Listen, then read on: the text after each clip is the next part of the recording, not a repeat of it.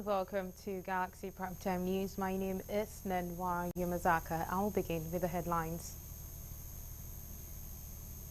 The federal government declares Tuesday, October 1st, a public holiday to commemorate the nation's 64th independence anniversary. President Bola Ahmed Tinubu charges graduating cadets of the Nigerian Defense Academy to be ready to face the challenges confronting the nation with courage. And foreign scene, over 45 people died and millions left without power as Hurricane Helene roared through the southeastern U.S. Details of these and more we come to shortly. Do stay with us.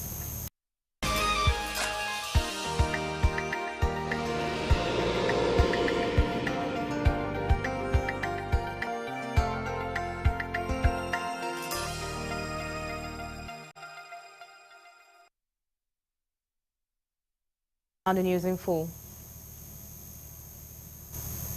The federal government has declared Tuesday, October 1st, a public holiday to commemorate the nation's 64th independence anniversary. The permanent secretary, the Minister of Interior, Dr. Magdalene Ajani, in a statement on Saturday, said the Minister of Interior, Dr. Olubunmi Tunji-Ojo, made this declaration on behalf of the federal government. The minister congratulated Nigerians at home and abroad on the occasion. Dr. Tunji-Ojo also praised the patient and hardworking Nigerian men and women, stating that their sacrifices will not be in vain. Aligning himself with the theme for the anniversary, the minister reiterated the need for Nigerians to reflect on the labor of our heroes past and be inspired for the task ahead, realizing that the Nigeria of our dream can only be built when we unite. While wishing Nigerians a happy Independence Day anniversary, Dr. Tunji-Ojo urged the citizens to continue to be steadfast in nation building.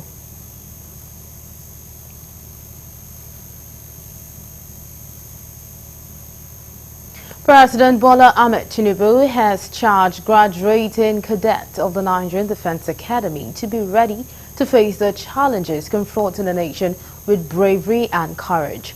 President Tinubu made this known at the NDA Afaka on Saturday while serving as the reviewing officer at the passing out parade and presidential commissioning of 71 regular corps and direct short service corps, 28 Army and 32 Air Force, represented by the Speaker, House of Representatives Tajuddin Abbas. The President congratulated the 823 cadets for successfully completing their 5 years military training and wished the cadets a successful career in the armed forces as they begin their military career. The President therefore urged the graduating cadets to use the skills and knowledge acquired over the years to protect the territorial integrity of the fatherland, which will bring an end to all forms of criminality. My dear Nigerians, I stand here with a deep sense of our national history, and I wish to say that Nigeria, since independence, has had a mixed history of turbulence and fortune.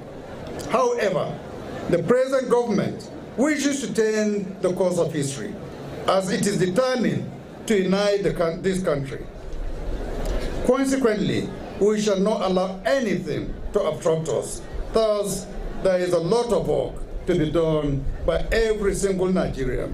And so, you, the passing out cadets, are not an exception. The President, however, assured the armed forces and indeed Nigerians that families of fallen heroes will not be forgotten, while tasking the armed forces to draft out a robust plan for them. As a government, each time we cast an eye into our military barracks, what strikes us most is the number of widows and their children whose husbands sacrifice their lives for the survival of the nation. We are deeply saddened. In this regard, I wish to direct the leadership of the Nigerian Armed Forces to work out a robust policy proposal to the government with a view to alleviating the suffering of families of soldiers and officers affected by the trauma.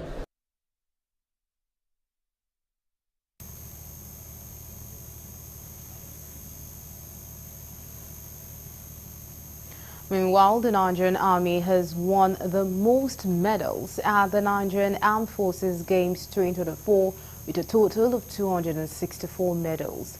The Nigerian Army hold 172 gold, 60 silver and 32 bronze medals, clinching the first position in the games held in Kaduna State. The Nigerian Air Force came second with 33 gold, 103 silver and 51 bronze medals, making a total of 187 medals. The Nigerian Navy came third position with a total of 129 medals, consisting of 18 golds, 43 silvers and 68 bronze. Speaking at the closing ceremony, the Chief of Defense Staff, General Christopher Musa, said the event brought together the finest men and women of the Armed Forces of Nigeria. Musa explained that the occasion, which saw over 1,600 athletes from the Army, Navy and Air Force, was essential in preparing Nigeria's team for the Africa Military Games scheduled for November 2024 in Abuja. Also speaking, the Kaduna State Governor, Senator Obasani, who was represented by Commissioner of Internal Security and Homes Affairs, Samuel Aruwan, reiterated the government's commitment towards tackling insecurity in the country. These games have also reminded us that the physical and mental well-being of our soldiers is crucial in the face of ever-evolving security challenges. Ensuring that our men and women are in peak condition is not just a matter of pride, but a necessity for operational effectiveness. Your participation here reinforces the vital connection between fitness, readiness, and overall military performance. That the federal government, under the leadership of President Bola Ahmed Tinubu, will do everything possible to safeguard lives and property for even development across the country. As a government that is responsible for the well-being of its citizenry, it shall not relent in its effort to secure a better Nigeria for our children. The clarion call, therefore, is for us to intensify our fight against security threats to ensure a free, safe, and egalitarian Nigeria and the entire African continent.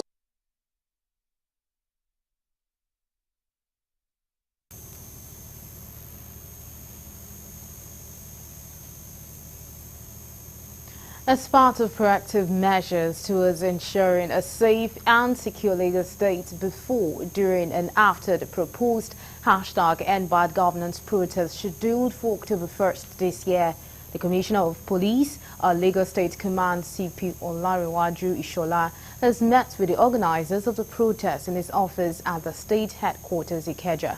The CP assured the organizers that arrangements have been perfected with sister security agencies to provide maximum security to the protesters and other Lagosians, while urging them to remain peaceful and law-abiding in all their actions.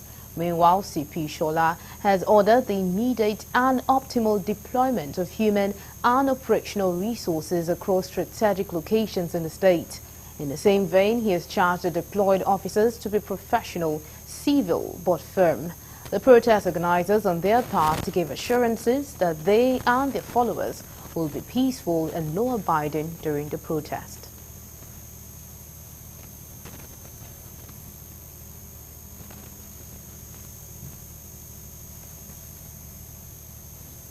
The Edo State Police Command has paraded suspected kidnappers, burglars, as well as others arrested for various criminal offences.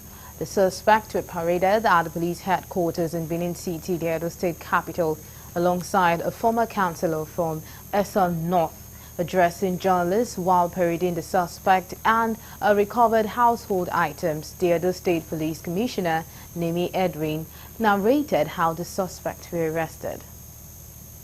A mass gang of armed robbers, kidnappers invaded the home of one police official at Ilona quarters in Ekpoma.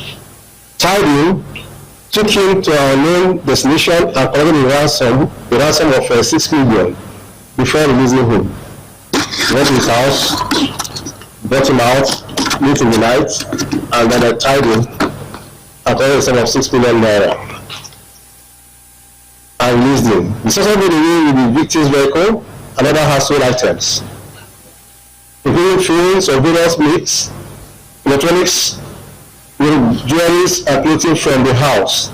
However, his vehicle, a Toyota Venza, with registration number LND 438HM, were later abandoned and recovered to the station.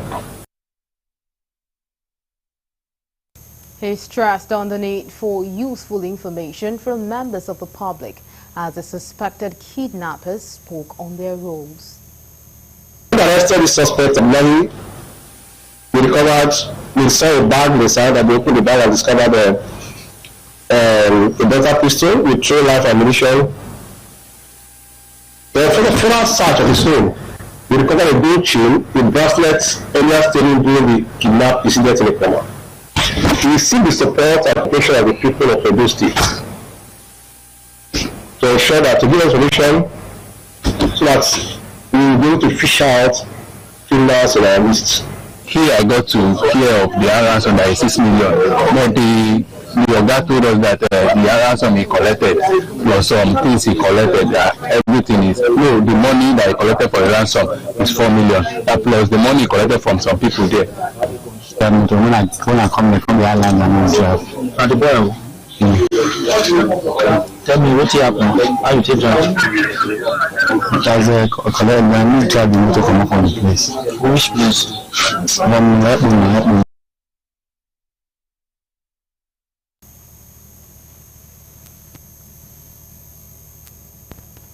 Rivers State Governor Siminalayi Fubara has charged police officers' wives to always provide useful advice to their husbands in ensuring they carry out their duties with utmost truth. The governor gave the charge when he received in audience wife of the Inspector General of Police and National President Police Officers' Wives Association, Elizabeth Egbetokun, at the Government House in Port Harcourt. According to Governor Fubara, what he demands from the officers' wives is prayers and the need for them to give meaningful advice to their husbands to always stand for the truth for posterity's sake. Responding, the poor National President Elizabeth Egbetokun said her visit to Rivers State is to check the welfare of officers' wives, especially the widows. What we ask from everyone, you are the wives of the police officers. Please, pray for us. Secondly, also advise your husbands. Let them continue to stand on the path of truth.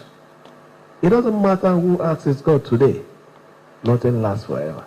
But what lasts forever is the truth. Live a life where when this name is mentioned, today, you're the ID. Tomorrow, you won't be there. When that name is mentioned somewhere, oh, this is a good man. You won't be there again to defend. For now, the name can make you pass.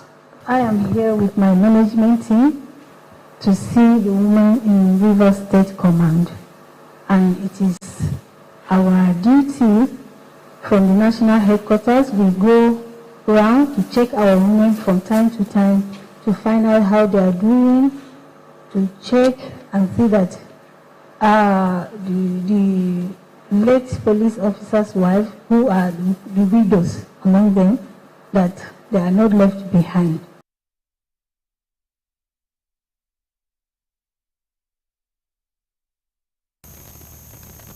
You're still on to Galaxy Primetime News, and coming up next.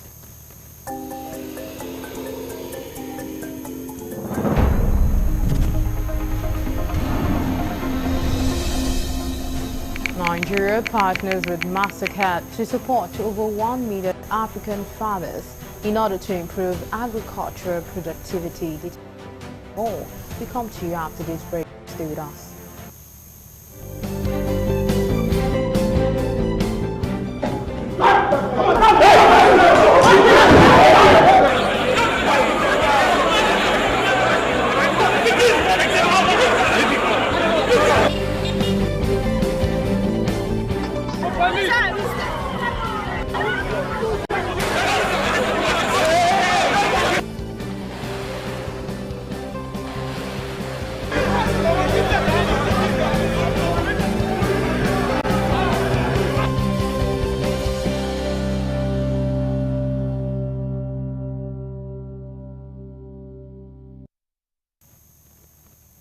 We're glad to have you back. Now, for more updates and latest news, please visit our website www.galaxytvonline.com. Connect with us on our X handle at Galaxy TV. Subscribe to our YouTube channel, youtube.com/GalaxyTVNews. You can follow and interact with us on our Facebook page, facebook.com/GalaxyTV. Remember to follow and tag us on our Instagram page at Galaxy TV. You can also avail our eyewitness feature via WhatsApp. If you have breaking news around you, simply share your story by sending short clips or videos of the news on 018-6666-669. Our social media platforms are user-friendly and can always accommodate your live updates and comment, as you can easily scan our IG QR code.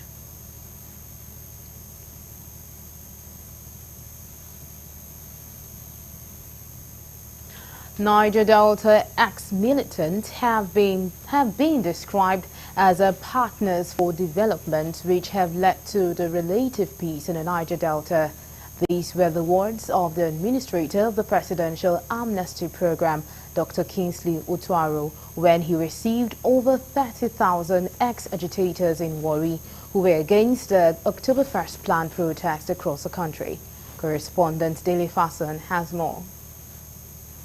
The ex-agitators and their leaders, drawn from the 9 Niger Delta states, converged in Warri to lend their support to the Presidential Amnesty Program administrator in sustaining the peace in the region. The administrator, Dr. Dennis Otuaro, lauded the partnership of the ex-agitators in fostering peace in the Niger Delta. We are now #1 point of partners for the peace that the government has been saying that is existing. You are #1, and is this peace that will bring more growth and more commitment to the development of the region.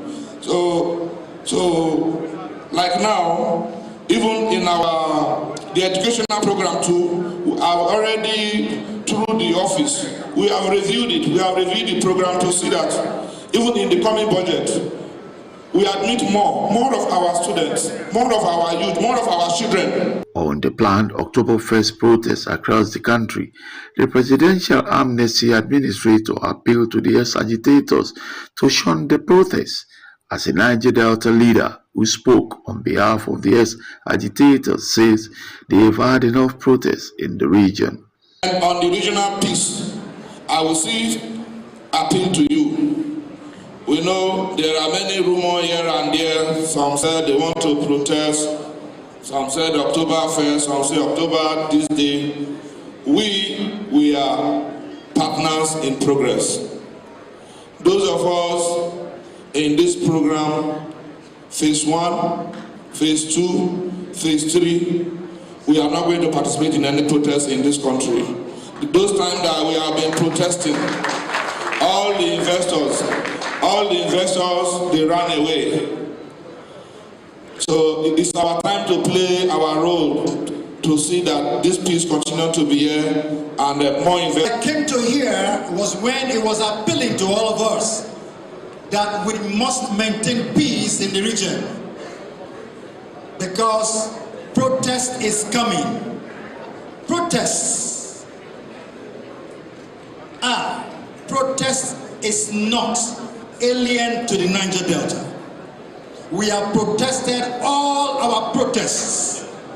Those are the things that brought about things like the presidential. The unanimous decision by the ex-agitators is coming as security agencies call on those planning the October 1st protest to shelve the plan in order not to be hijacked by hoodlums. From Delta State, Daily Fast reporting for Galaxy TV News.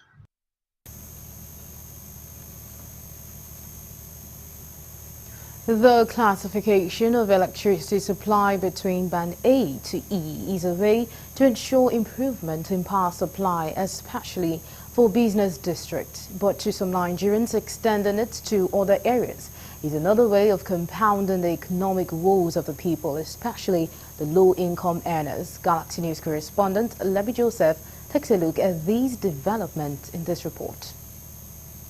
Genuine as the original plan of electricity distribution companies in Nigeria for classification in power supply, to Nigerians, it's an added problem to them. People are boycotting many of their electrical appliances to reduce power consumption in their respective homes because on band A, it will cost 209 naira for 5 kilowatts, which is far higher from the previous rate of 206 naira to 80 kilowatts.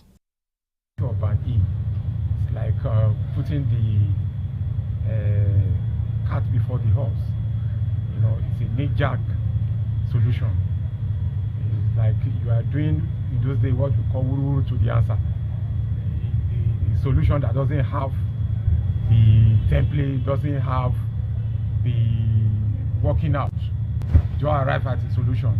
You see, this issue of banding cannot work because it doesn't have the rudiments of its basis. But if the Nigerians are not saying, no, we don't want a constant power supply, we want it just 2 hours a day, then they put them on that 2 hours a day, then they will also be clamoring that there's no power supply. Because there's no power supply, that's why we don't have machine to grind our cassava. That is why corn cannot be produced. That is why rice cannot be produced. Then they still complain. So which one do they want? According to economic philosophy, they say human wants are insatiable. So nobody can satisfy Nigeria. The regulatory scheme is also designed to support investment towards the improvement of power infrastructure and consequently improvement in quality of supply.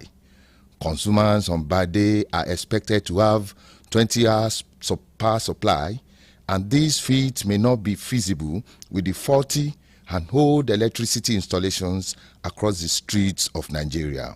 What do I mean by that? Look at the one they have been doing in other regions. I'm in Banye in my area, and I knew that I don't use light for 20 hours they are talking about. They give us Banye on the condition that we'll be having light for 20 hours, but we don't have it. Who do we complain to? Nobody. And now they are trying to spread it all over, telling us that when they have, when they indirectly increase the price of the lights or the electricity, it will bring back quality of supply. It doesn't work out. Because looking at it from one angle, I can say for the past 30 years in Nigeria, Nigerians have not enjoyed power supply as it is today, particularly those in Bande. Then they can testify to that.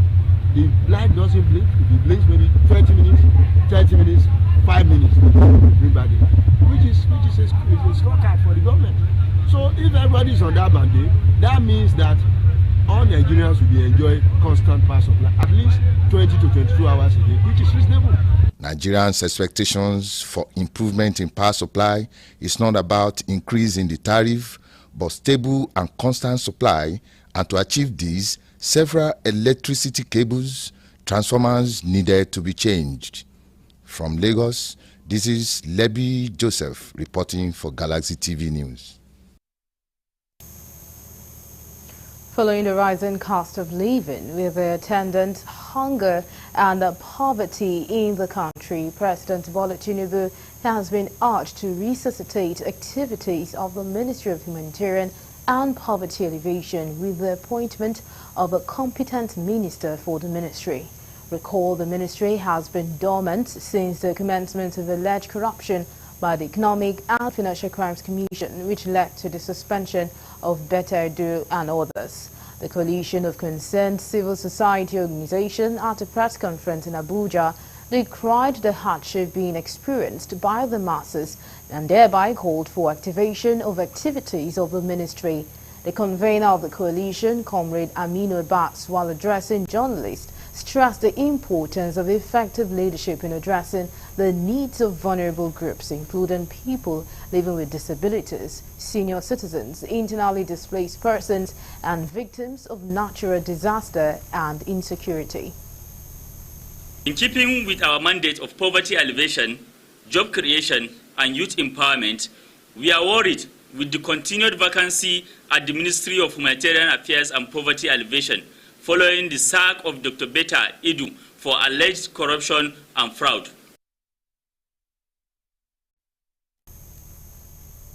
Meanwhile, a coalition of civil society organizations has called on the Economic and Financial Crime Commission to conduct a forensic audit on Guaranty Trust Bank financial records.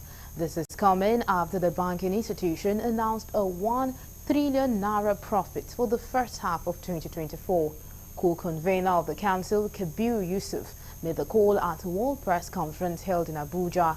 While addressing the National Assembly to initiate a thorough investigation into the matter, Yusuf urged the Central Bank of Nigeria to suspend the managing director of GT Bank from his position until a complete inquiry is conducted. To initiate a thorough investigation into this matter at hand, the Economic and Financial Crime Commission, EFCC, to conduct a forensic audit of the GT financial records, the Central Bank of Nigeria for the suspension of Mr. Segun Agbaje from his position until a complete inquiry is conducted. The co-convener stressed that the issues surrounding GT Bank highlighted critical challenges that must be addressed promptly and transparently. He further urged all relevant authorities to act swiftly in addressing all the allegations leveled against the bank so that justice can prevail and that public confidence in Nigeria's banking sector can be restored. These issues surrounding GT Bank highlight critical challenges that must be addressed properly and transparently. Stakeholders must demand accountability from financial institutions.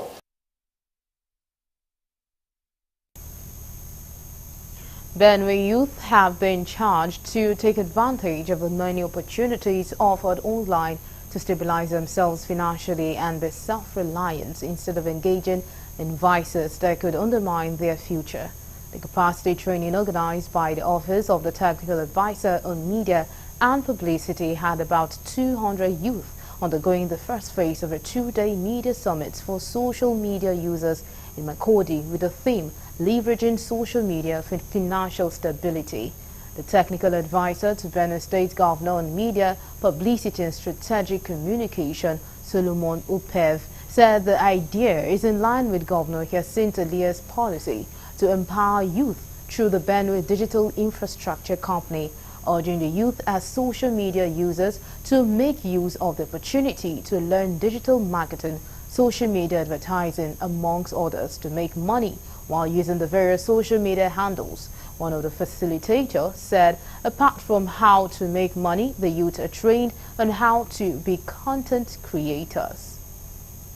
The training we organized today is a capacity building training meant to teach social media users on how they can make money while using the social media space. Many of them use the social media space without really knowing that they can actually make money while using it. And so because of that, their content is not worth the while.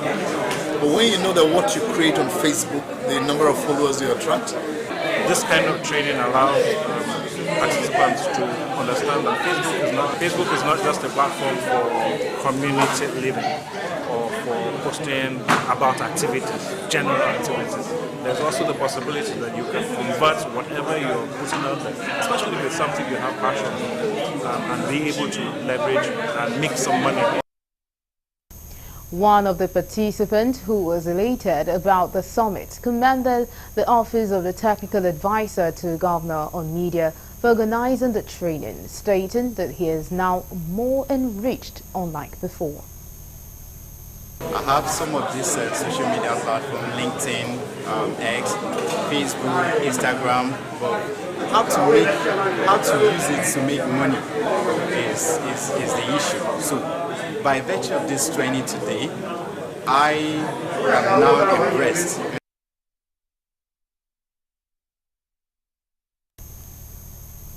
Nigeria and MasterCard have announced a partnership aimed at supporting 1 million African farmers to improve yield and agricultural productivity.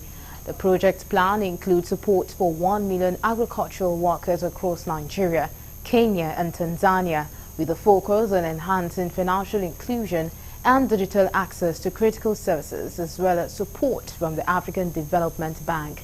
The partnership deal was sealed during a meeting between Vice President Kashim Shettima and executives of MasterCard Corporation on the sidelines of the ongoing 79th session of the UN General Assembly in New York. Speaking during the meeting, the Vice President, who is representing President Bola Ahmed Tinubu at the annual global event, noted that the initiative has transformative potential for Africa's food security drive.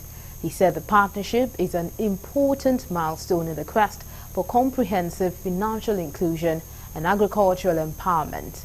Earlier, the Minister of Communications, Innovation and Digital Economy, Dr. Bosun Tijani, explained that the partnership will provide digital access to critical financial services for agricultural workers, which he said is expected to significantly boost productivity and economic growth in the sector. You're still on to Galaxy Primetime News. We'll quickly take a break and when we return, the news continues. To stay with us.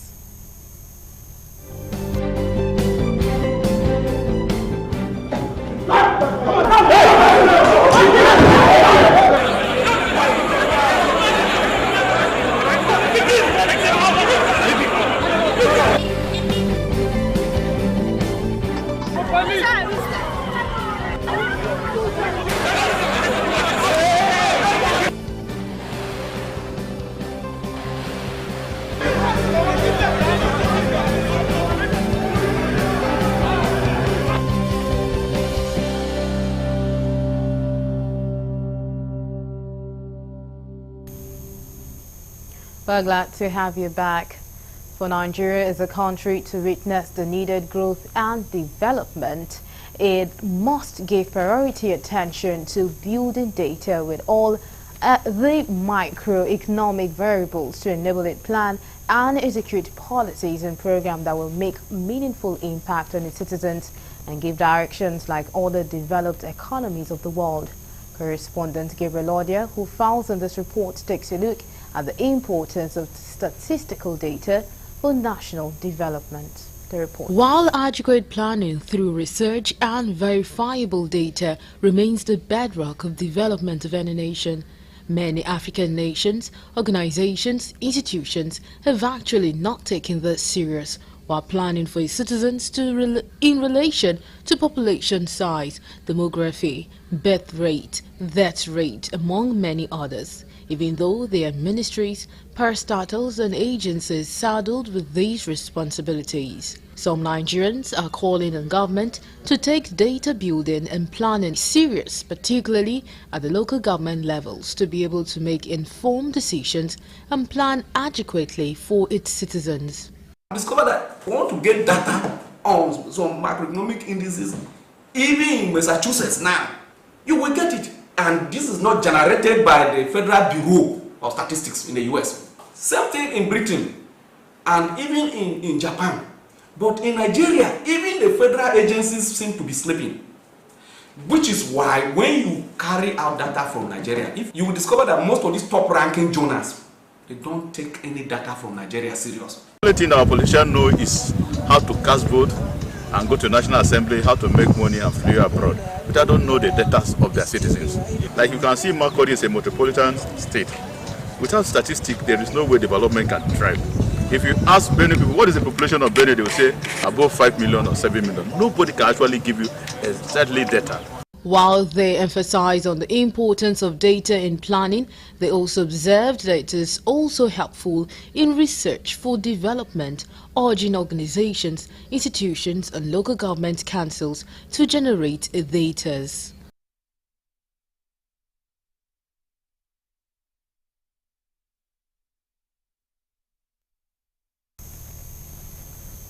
As Nigeria joins the rest of the world to celebrate the 2024 World Environmental Health Day, government at all levels have been admonished to address the effect of climate change and disaster risk management.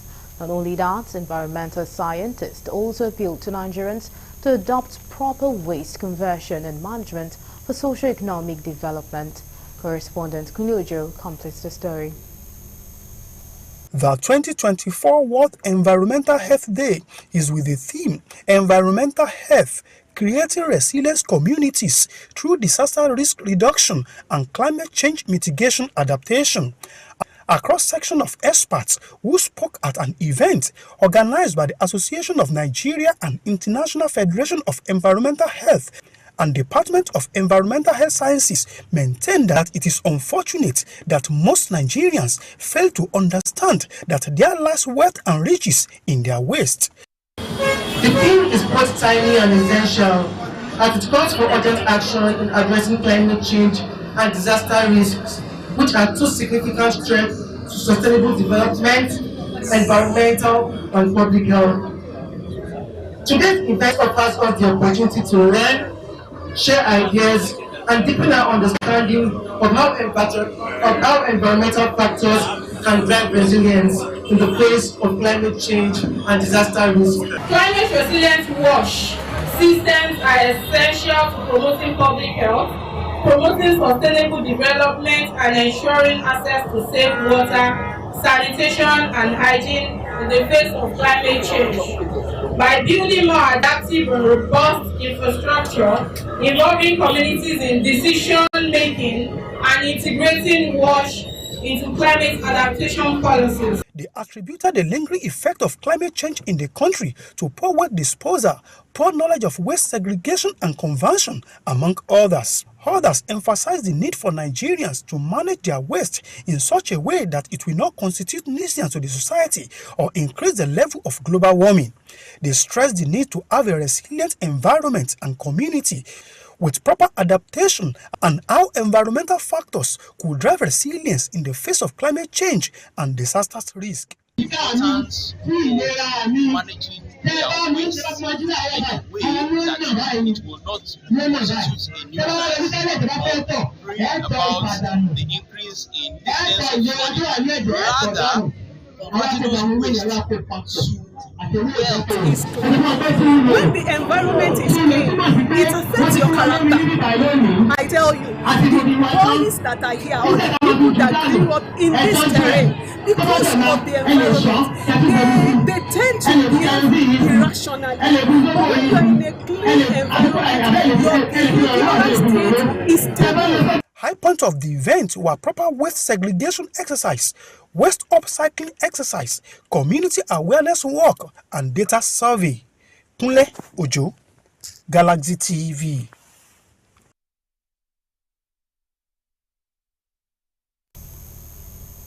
In preparations for the forthcoming local government elections, Kaduna South Concerned Group have organized a media debate to interface with aspirants. The group says this is the only time they can ask questions, as most politicians are not accessible after winning elections. The organizers, however, expressed disappointment with the aspirant, as most of them did not show up to face electorate. Some of the aspirants, while fielding questions from newsmen, mentioned some of the challenges faced by the people that need urgent attention.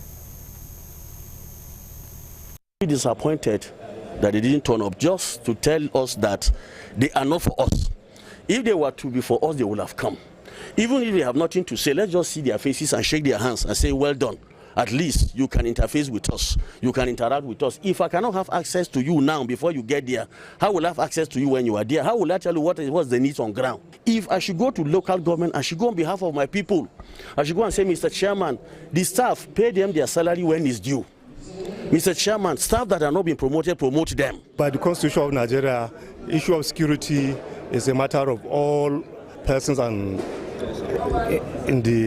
within the local government, at the state and the national level. That's to say, it is responsibility of the chairman, the governor, the president. But in particular, we have to be sincere. In an urban local government such as Kaduna South local government, all you have to do is to improve on human capital development. Our earnest prayer is that the citizen, because hadn't been all the aspirants were in attendance today, we could have been so much happy. The election that is coming up by the special grace of God on the 19th of October 2024, we pray that the good Lord will choose the right person to rule the Kaduna South local government.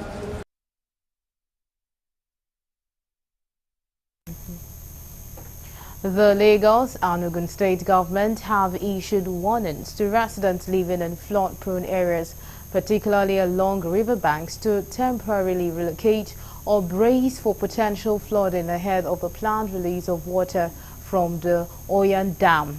The release of excess water from the dam damaged by the Ogun-Osun River Basin Development Authority is part of an annual process to manage dam levels during the rainy season. Recorded residents of Isheri Riverview Estate and other residential surroundings in Wariwa and Opik in Obafemi Owode local government area were last year sacked by flooding following a water surge induced by the release of excess water from the dam. To avoid a repeat of this, both the Lagos and Ogun State government have advised communities in low-lying areas to take necessary precautions, including relocating to safer grounds, as the release could cause rivers to overflow, leading to severe flooding. And now we'll move over to the foreign desk for more news.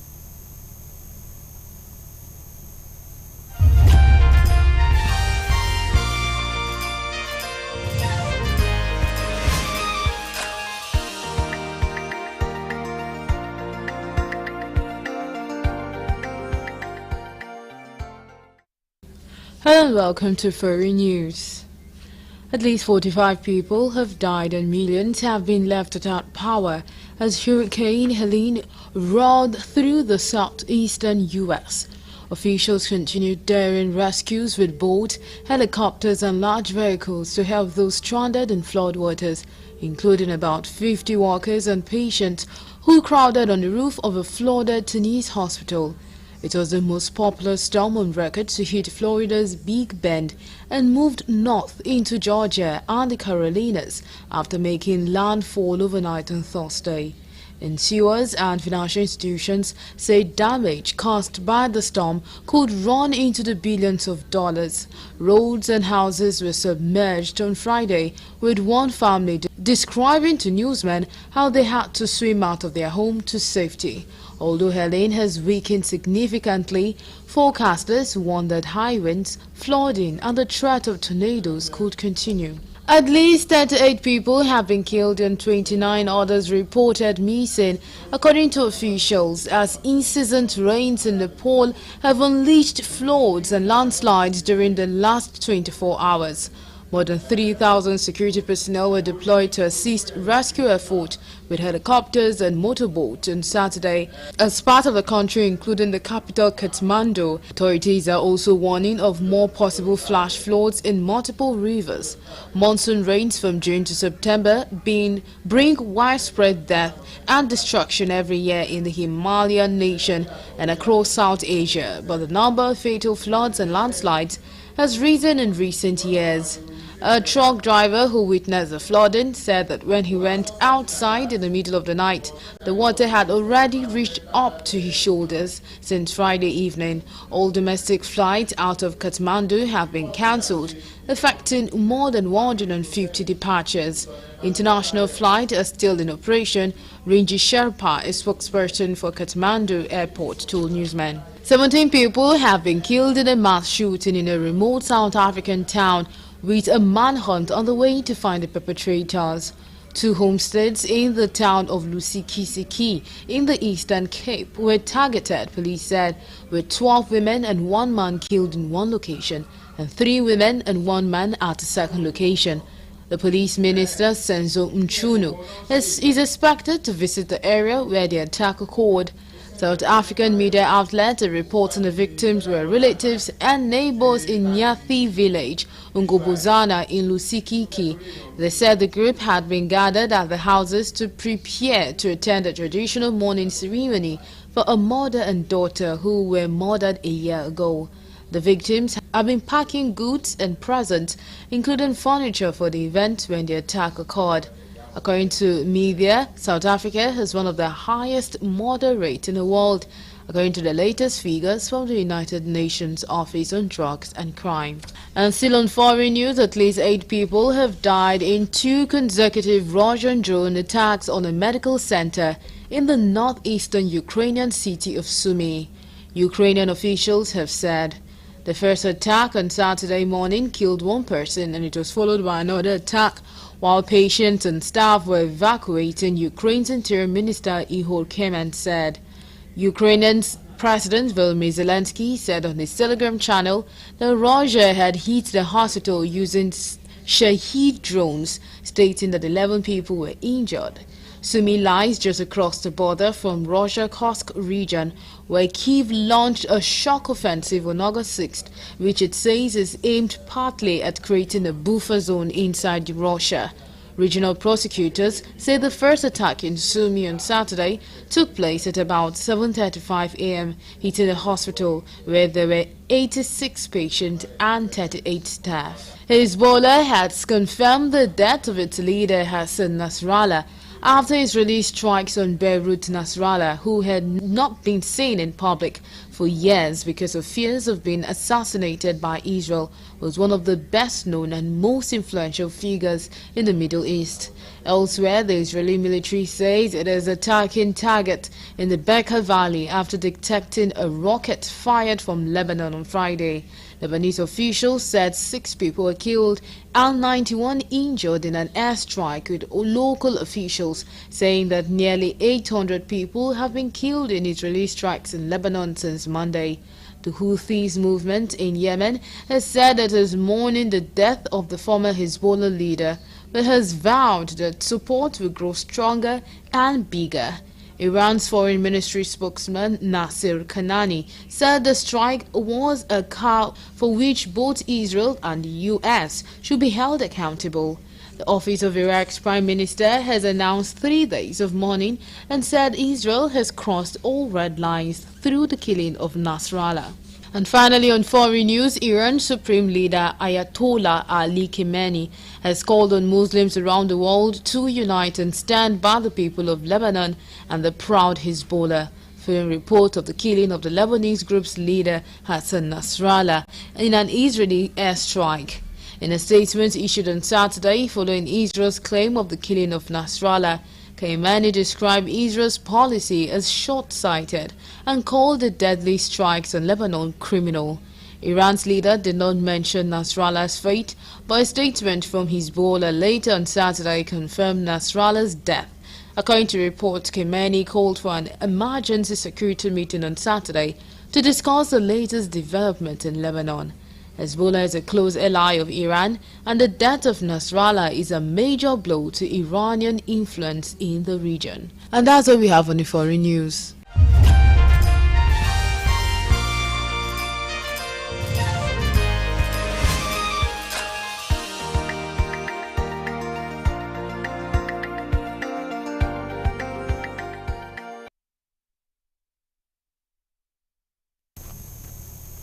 Now, for more updates and latest news, please visit our website www.galaxytvonline.com. Connect with us on our X handle, it's Galaxy TV. Subscribe to our YouTube channel, youtube.com/GalaxyTV News.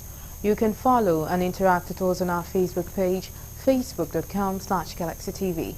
Remember to follow and tag us on our Instagram page at Galaxy TV. You can also avail our eyewitness feature via WhatsApp. If you have breaking news around you, simply share a story by sending short clips or videos of the news on 018-666-669. Our social media platforms are user-friendly and can always accommodate your live update and comment, as you can easily scan our IG QR code. And that's all we have on Galaxy Primetime News. Thank you so much for being a part of the news. My name is Nenwarangi Mazaka. Goodbye.